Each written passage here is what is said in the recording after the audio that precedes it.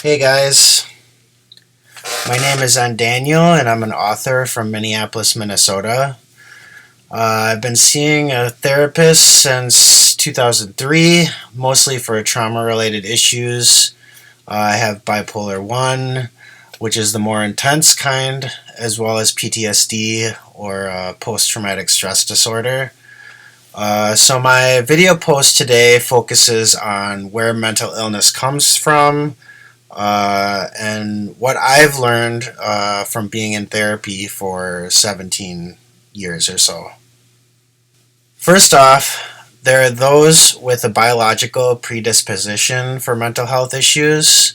This can start in the womb if mothers do things like drink or smoke.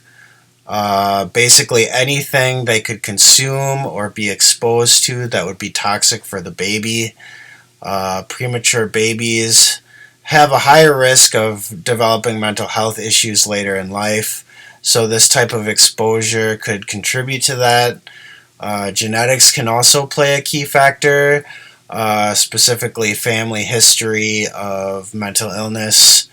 The cycle of abuse in a family tree can also contribute to it, though that's can be considered more of like an environmental factor rather than a biological one.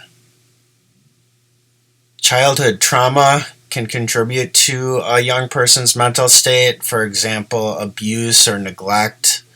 I was abused when I was younger, which is the primary cause of my PTSD. This would also be more of an environmental influence rather than a biological one. Um, in my opinion, life happens to you. It happens to your parents too, and you can even develop more disorder in your life from their problems. Dysfunction in the marriage or divorce can affect kids poorly. Learning to place blame for your symptoms on your family, yourself, or others. Self medicating with drugs or alcohol, or developing anger or lashing out at loved ones can even further complicate these things. They can make your symptoms much worse. They can kind of compound things on top of each other. Pressure from bullying or pressure from social or political issues can also have a huge impact on a young person's mental wellness. I've seen it play out a million times. Um, so, there's a lot of things that can complicate, the underlying issues that are already there.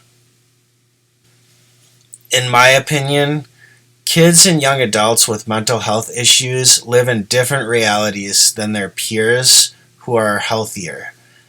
Uh, Say they're being abused at home, but the outward appearance is that they come from a happy family. This can create a schism in reality for these kids. If a child is bullied at school and he or she has to hide it from their parents, this can also cause a disruption in their perception. Mental disorders sometimes occur when we teach kids to act in a way that doesn't run directly in accordance with what is real. As we age, our reality changes. Some follow this kind of main theme in life, while others splinter off or deviate in ways that are not always understood. They have different truths, different points of view. Maybe they know some deep, dark family secret that needs to be kept. Maybe they disagree with popular ideas or make important people who treat them poorly into enemies. These are just a few circumstantial situations that might trigger pressure, paranoia, or a gradual decline in mental health. In any instance, many on this path fall or get lost in the wilderness to the left or the right. Therapy, group therapy, psychiatric medication is all designed to get people more involved with this main or generally accepted conversation. These deviations in a patient's reality can be traced back through their history and what mental health professionals are here for is to ease that suffering, to return them to a frame of mind where they felt the most healthy and capable.